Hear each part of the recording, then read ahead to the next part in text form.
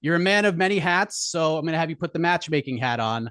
How would you match up the top of this division right now? I mean, you and or Patty can throw a monkey wrench into all of this, but short-term booking right now, who gets the title shot? How do you sort of create the roadmap to the top?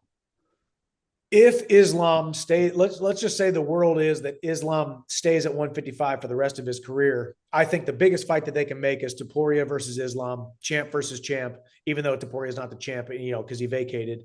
That's the biggest fight that they can make. Does Taporia deserve it more than Oliveira, Gaethje?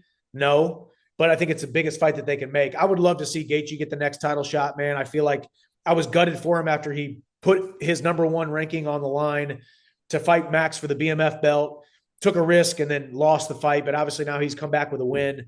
I'm not sure what you do with Hooker. Not sure what you do with Arman. I think Arman's kind of at the bottom of the list, even though he's ranked the highest.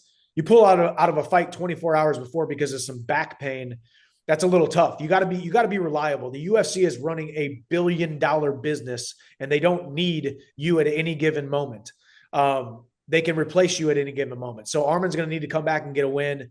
I think I go out there and make a statement against Patty. I continue to throw my name into that mix. I think Islam versus any of those names I just mentioned is a big fight, but I think I am a very intriguing matchup for Islam when it comes to American wrestling versus Dagestani Sambo. But we'll see what happens, man.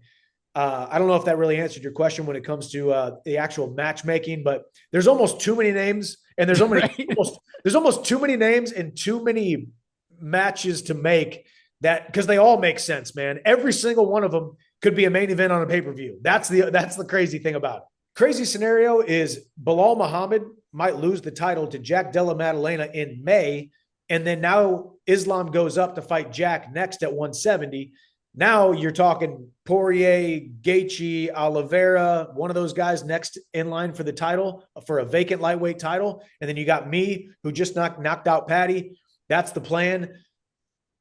I wouldn't put it past it, man, because you want to put butts in seats. You want people to buy pay-per-views. You want the most electrifying fights that you can put on. And I don't know how much longer the UFC is going to get me to put the gloves back on and do these training camps. So they want to put me in the biggest fights they possibly can.